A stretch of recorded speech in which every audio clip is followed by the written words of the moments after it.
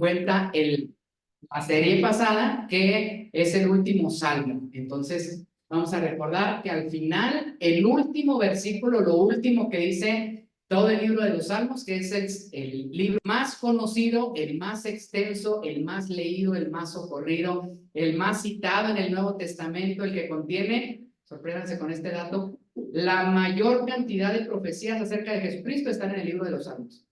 Fue una maravilla estudiar los Salmos, pero yo espero que usted haya acompañado en su lectura diaria la lectura de los Salmos, y no solamente con la oportunidad de reflexionar sobre 13 salmos que nos permitió este trimestre.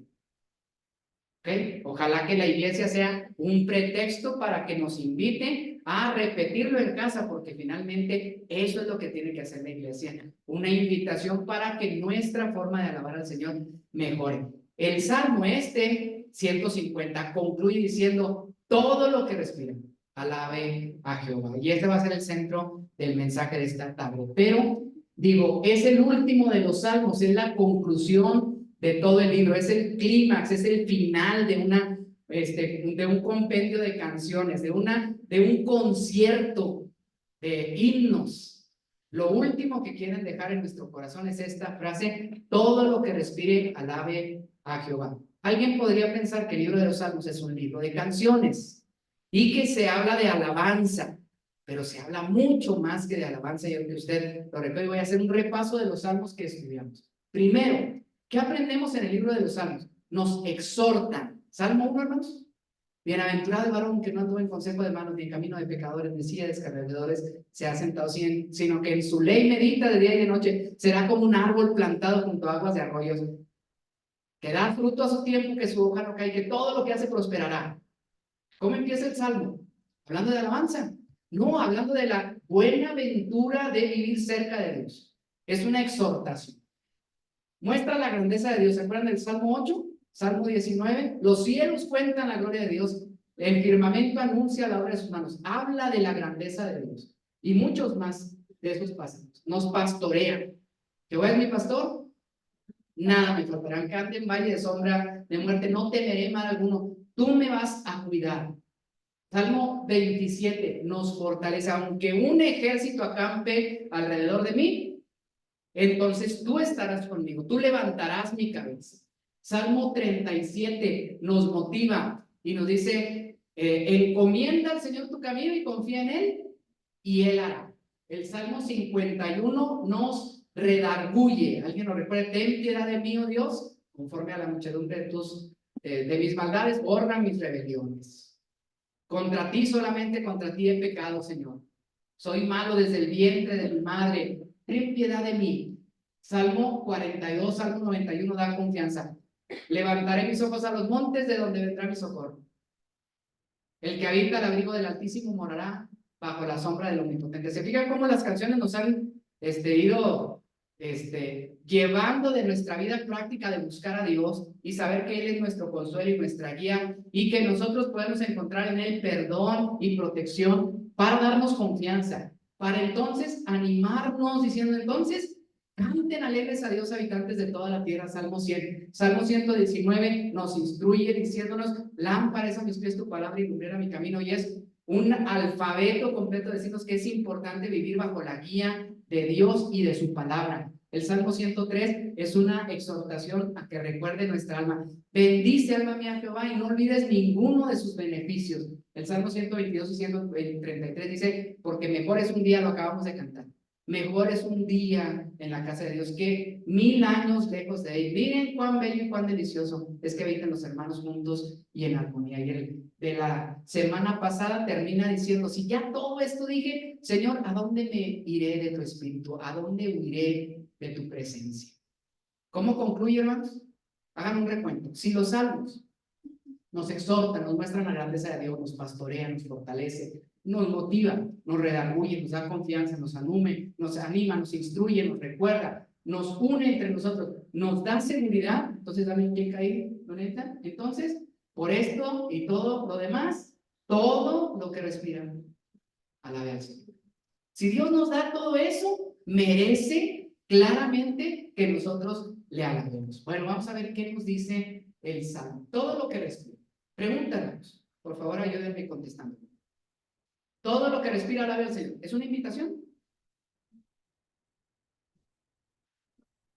Es una afirmación. Es una invitación. Y es una orden. Es una afirmación.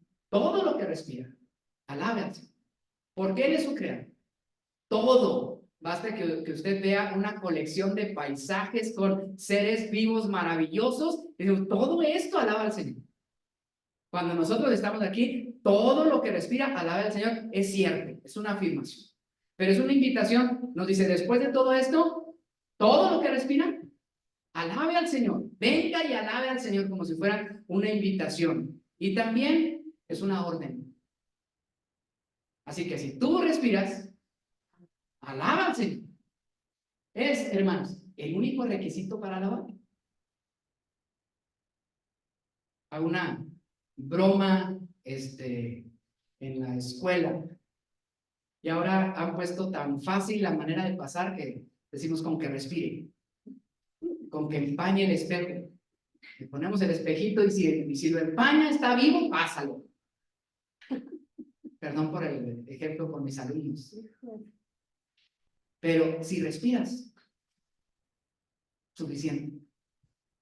No necesitas ser santo, no necesitas ser sabio, no necesitas ser doctorado no necesitas estudiar teología, no necesitas saber música, no necesitas tener una bonita voz. ¿Respiras?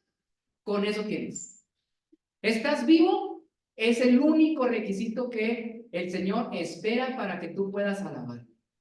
Tercero, ¿qué significa todo lo que respira? ¿Qué es la respiración? Es una función vital.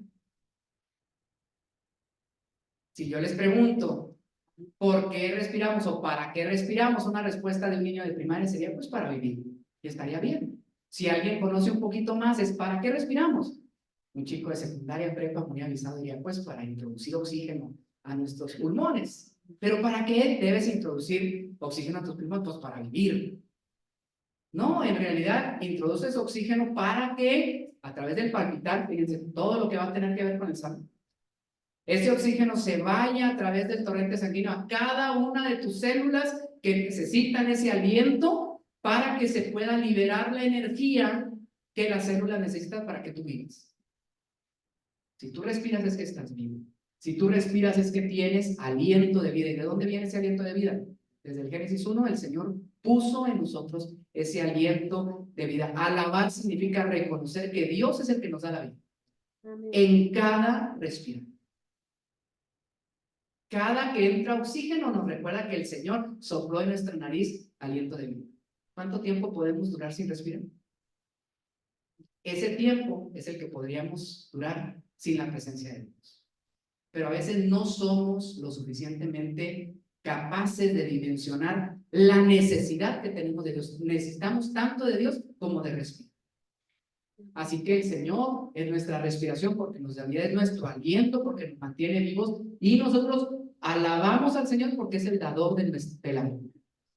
Alaba mientras respires, mientras respiras. Es una buena idea, ¿eh?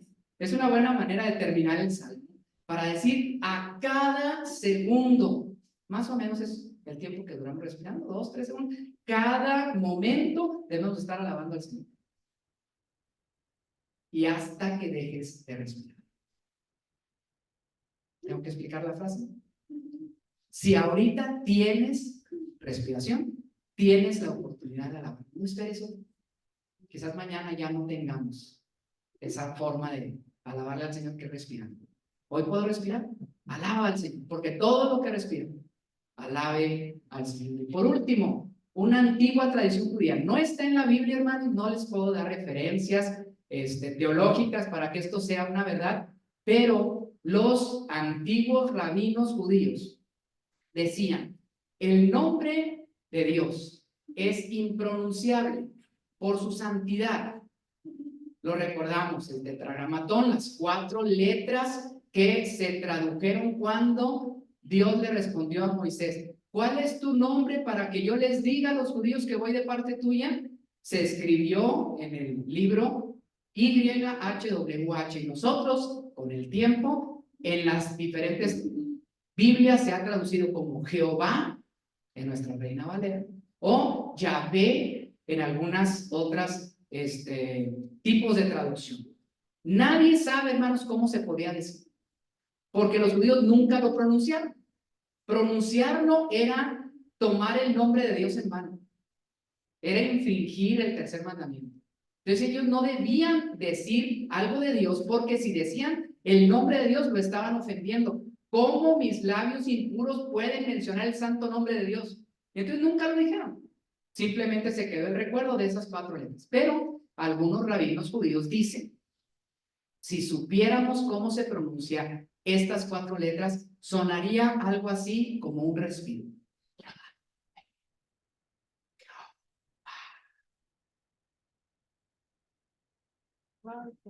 Así que cuando respiras, y cuando respiras profundamente, estás recordando el nombre de Dios. Amén. Ahí está Dios en cada uno de tu respirar. Alabado sea Dios.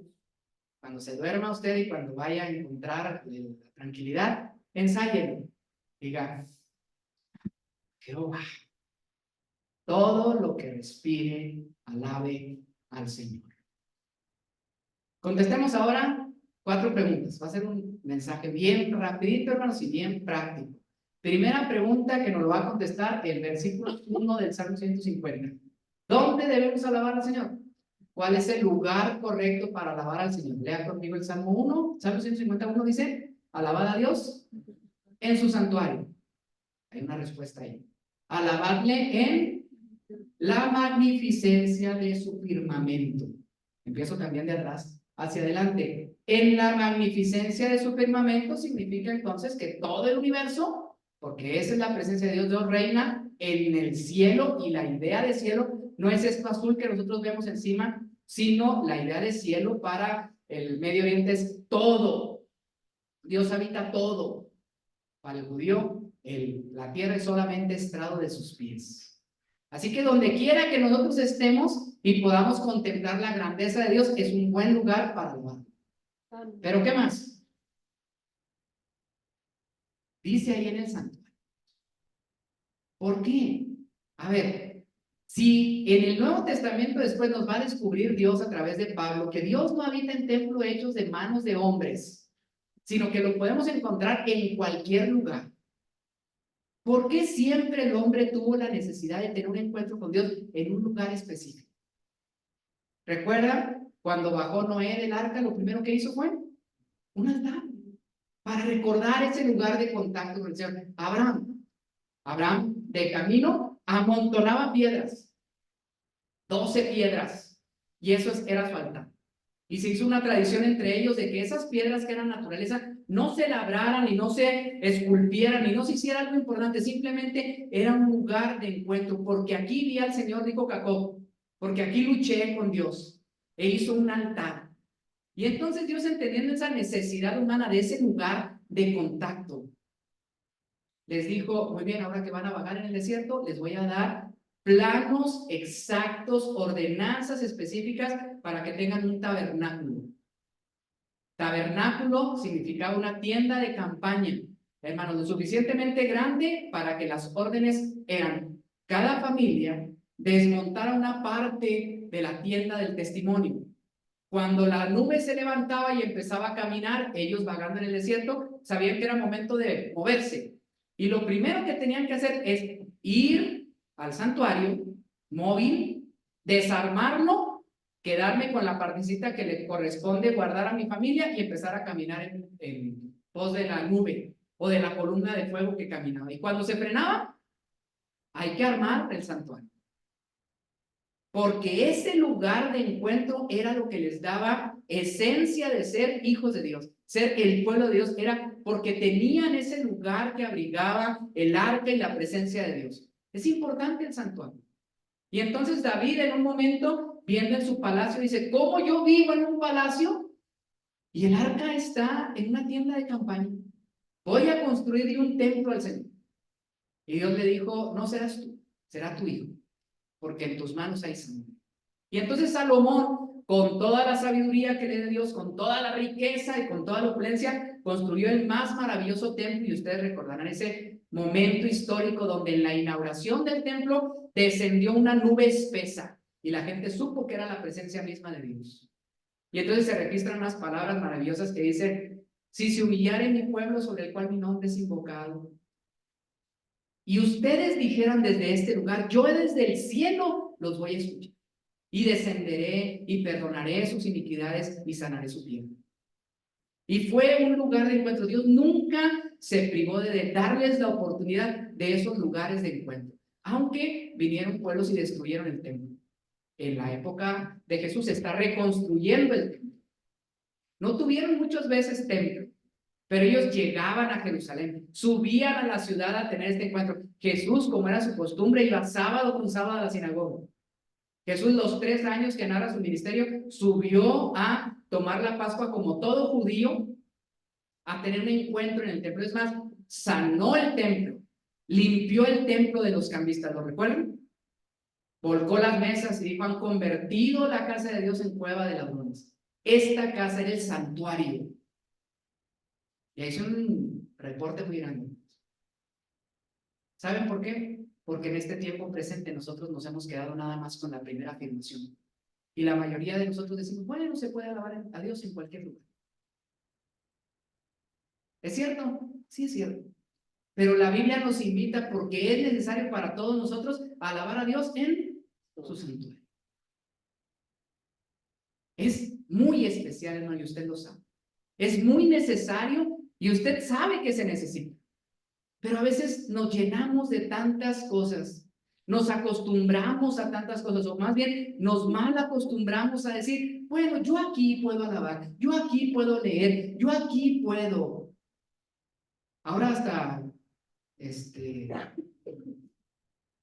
virtualmente, es cierto, pero estoy seguro que muchas de las personas que están conectadas desearían estar aquí porque saben la bendición que implica tener un santuario. Amén. Pero voy a una tercera cosa: el santuario no es este templo. Por eso históricamente el Señor no permitía que labraran, porque somos muy dados a la idolatría. Por eso era una tienda de campaña, para que ellos dijeran: no es lo importante. Por eso el Señor no permitió que el templo durara mucho tiempo, sino venían y los destruían, para que entendieran cuando dijo Jesús: si este templo lo destruyen, yo lo construyo en 3 días. Porque ¿cuál es el verdadero templo? Mi constante presencia de Dios. Así que una invitación, hermanos: construya su santuario. Tenga un lugar especial en su casa. Defina: este es mi sillón, este es mi rincón, este es mi donde me voy a postrar. En esta parte de mi cama el Señor sabe que vamos a tener nuestro encuentro de todos los días. Busque un lugar en su patio, encuéntrese con el Señor y diga: es bueno alabar a Dios en su santuario. Yo he santificado este lugar, he apartado este lugar como un lugar especial, no porque tenga algo mágico, no porque tenga un valor que yo pueda idolatrar, sino simplemente porque necesitamos estos espacios especiales para el encuentro de Dios. Y por último, ya lo mencionamos, hay que alabarlo en el templo. Tenemos esta maravillosa oportunidad, hermanos, no la desaprovechemos. No dejemos la comunión como algunos tienen por costumbre. La invitación es que en este año, hermanos, podamos venir con la regularidad de vida. El Señor nos conoce y sabe que necesitamos 6 días para trabajar y hacer toda nuestra obra.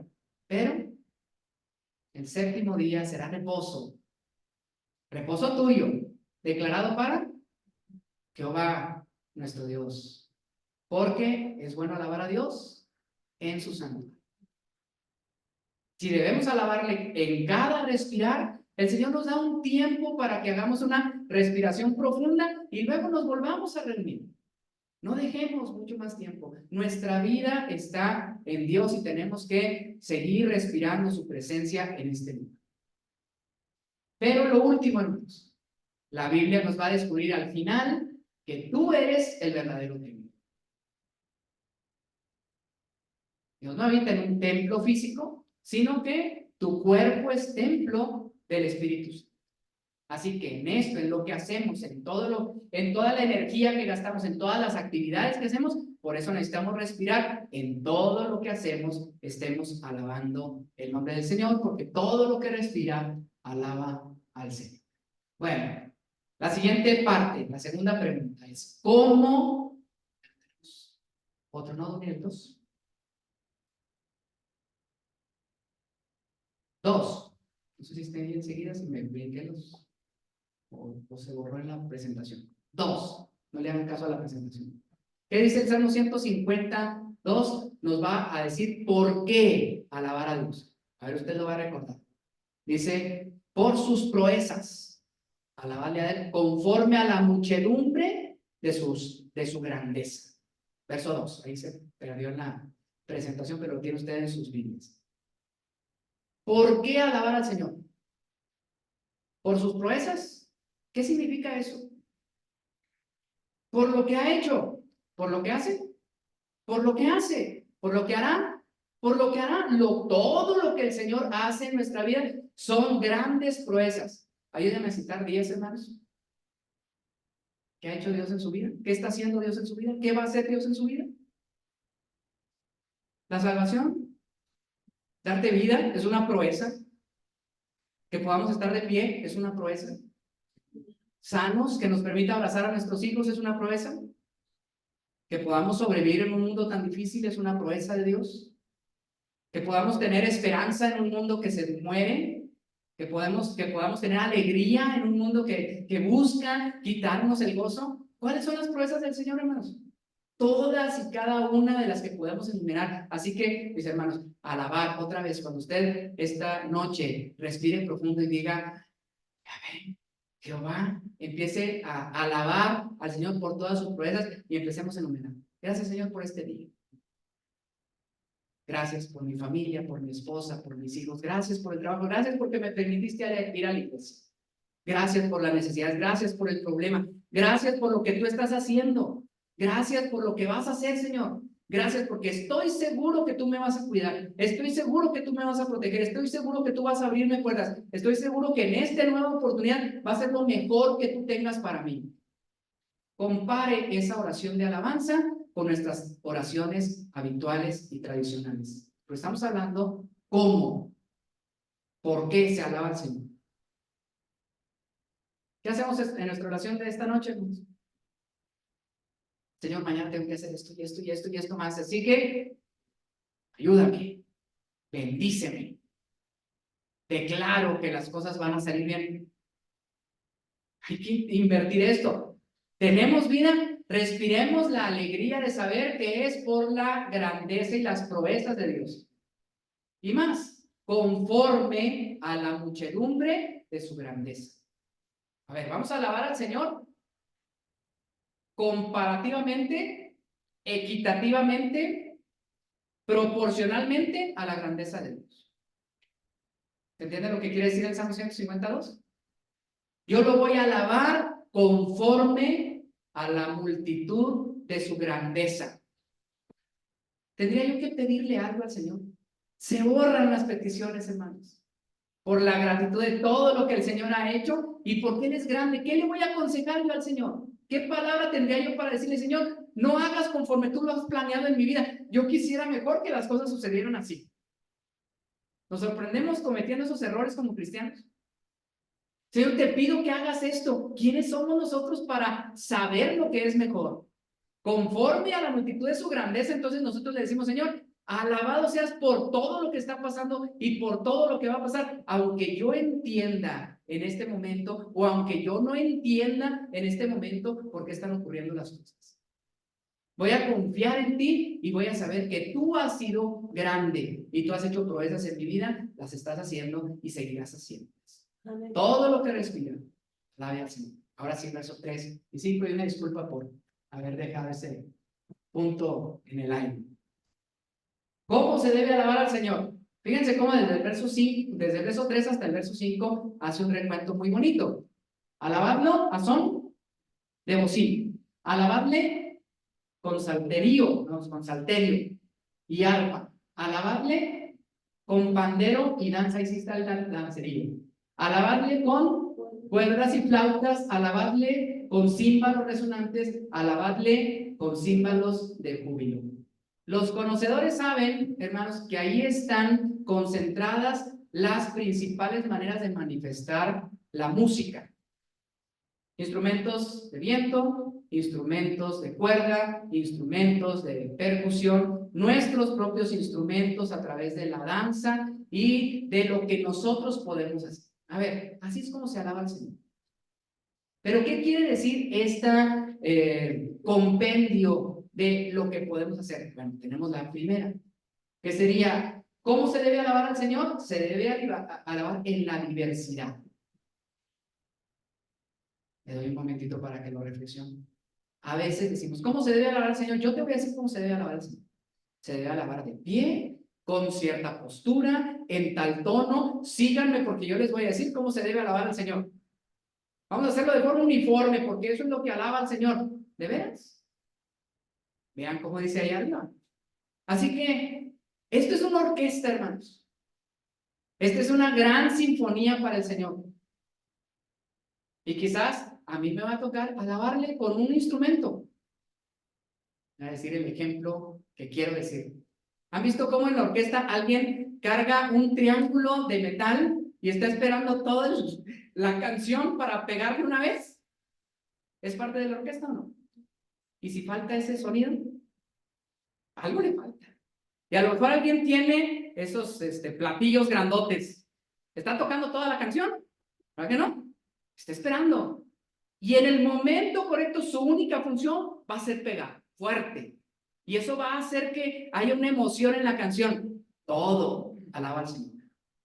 Como también va a haber alguien que dirija completo y que tenga la base y que sea el ritmo y que sea a lo mejor el bajo y que sea la cuerda y que sea quien nos guía.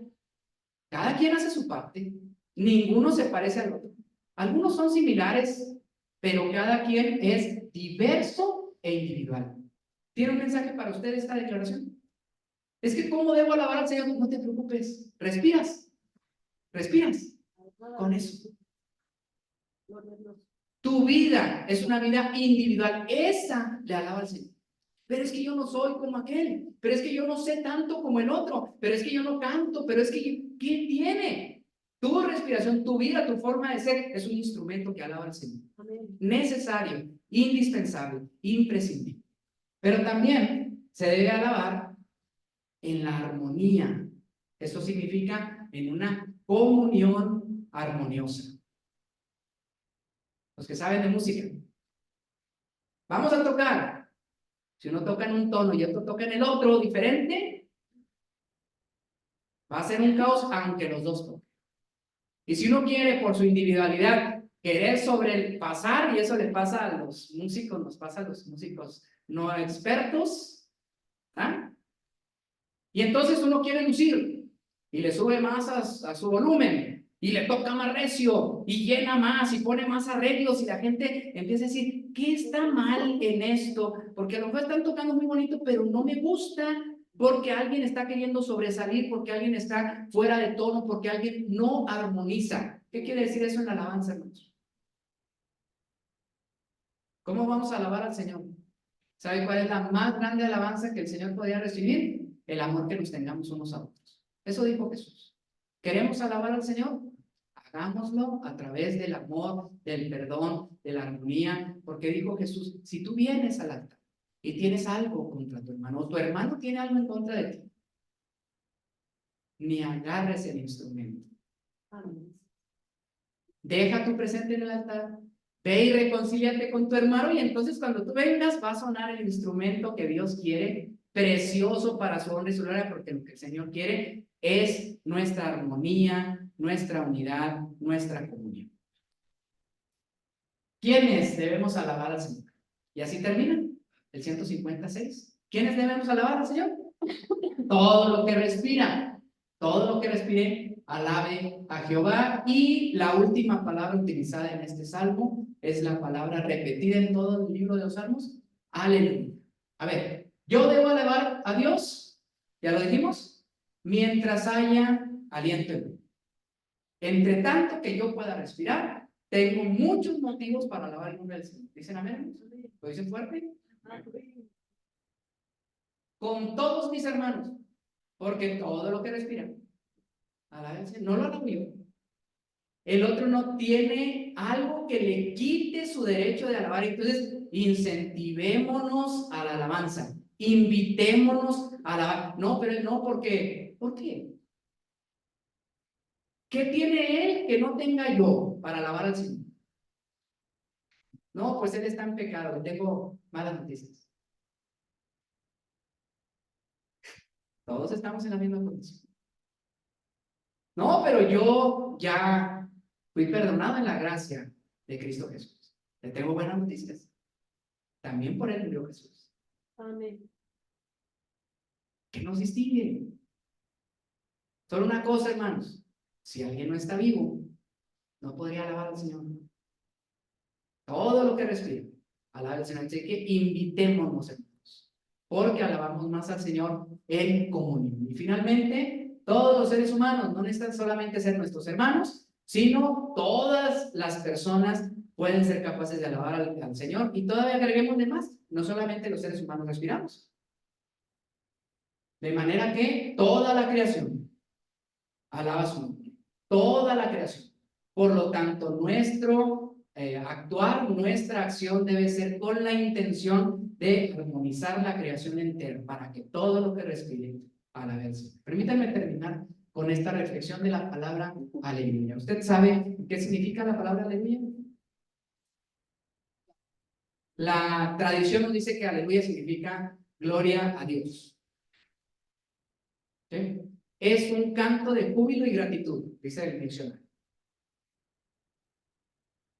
Cuando usted dice aleluya, está diciendo qué bien.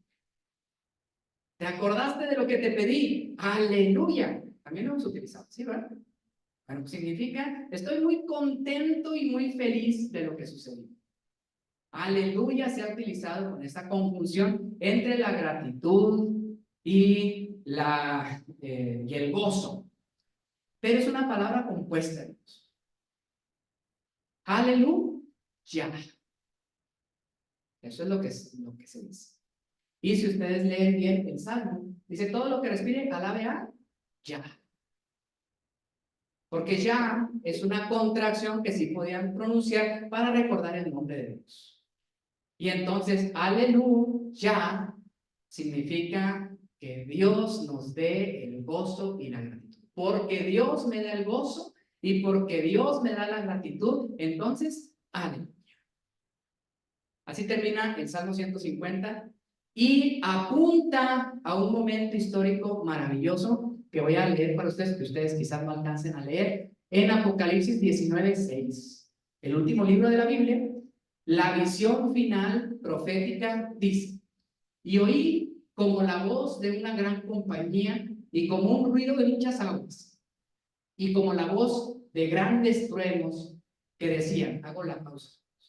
La visión que tiene Juan en este momento es una gran muchedumbre de toda lengua, pueblo y nación que se han juntado ante el trono de Dios. ¿Cómo sonaba? Como el estruendo de muchas aguas, como la voz de grandes truenos. Toda esa gente alababa con una potencia al Señor, porque nos ha dicho también que Él estaba viendo el cielo entero y los ángeles inclinados delante del Señor y los tronos que venían delante del Señor y decían, aleluya. Gozo, gratitud hay para el Señor porque el Señor nos da esa oportunidad. Aleluya, porque Dios, nuestro Dios todopoderoso, ha reinado. Así que hermanos, todo lo que respiren, alaben al Señor. Aleluya.